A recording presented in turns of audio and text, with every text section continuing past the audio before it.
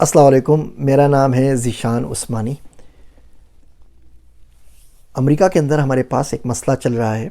اور وہ مسئلہ چل رہا ہے جس کو میں نے نام دیا ہے امپورٹڈ امام کا۔ تو امپورٹڈ امام ہوتے ہیں اس طریقے سے کہ ایک وقت مسجد ہوتی ہے، محلہ ہوتا ہے، اب آپ باہر سے کسی اچھے امام صاحب کو لا کے وہاں پر تعینات کر دیتے ہیں، اس لیے کہ ان کو عربی آتی ہے، اس لیے کہ ان کی قرأت اچھی ہوتی ہے، لیکن ان کو لوکل کمیونٹی کا کچھ پتہ نہیں چلتا۔ مثال کے طور پر آپ خیبر پختونخوا میں رہتے ہیں، تو آپ یہ کام کیجئے کہ آپ سندھ سے کوئی امام صاحب لائیے اور اپنی جامع مسجد میں رکھ دیجئے۔ اب جمعے کے دن وہ جو خطبہ دیں وہ سندھی زبان میں دیں، جبکہ آپ سب پشتو بولتے ہیں، تو آپ بتائیے آپ کو کیسے فیل ہوگا؟ نہ آپ کو کلچر کا پتہ ہوگا، نہ آپ کے کھانے کا پتہ ہوگا، نہ آپ کی زبان کا پتہ ہوگا، اور اسی قسم کی معاملات امریکہ میں ہونے شروع ہو گئے۔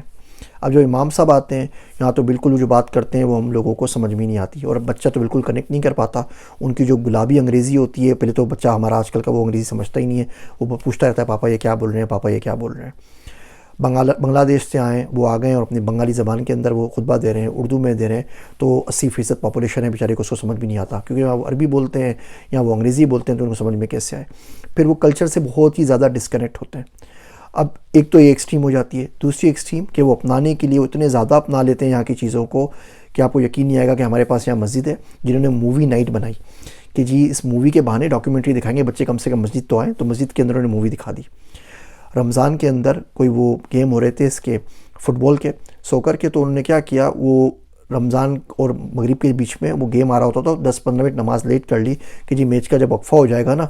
تو پھر ہم نماز پڑھ لیں گے۔ وہ انور مقصود کا شاید شعر ہے کہ انور دعائیں فلم کے وقفے کو دیجئے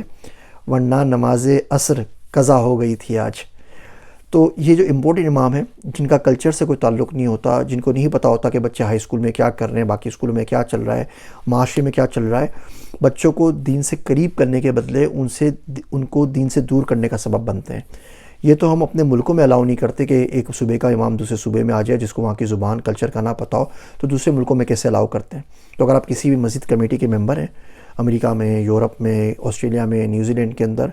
تو امپورٹڈ امام صاحب کو لانے سے پہلے ضرور سوچا کریں کہ ان کا اثر لوکل کمیونٹی پہ کیا پڑے گا، اور لوکل بچے جو ہیں وہ ان سے اٹیچ ہو پائیں گے یا نہیں ہو پائیں گے، یا بجائے اس کے کہ ان کے رویے سے، ان کی زبان سے، ان کی کلچرل انڈرسٹینڈنگ کی وجہ سے وہ ان سے کیا مسجد سے ہی دور ہو جائیں گے، اور مسجد سے دور ہو جائیں گے تو اسلام سے دور ہو جائیں گے۔ امید کرتا ہوں یہ ویڈیو آپ کو بہت کچھ سوچنے پہ ضرور مجبور کرے گی۔ میرے واسطے دعا کیجئے گا۔ میں ہوں آپ سب کا ذیشان عثمانی۔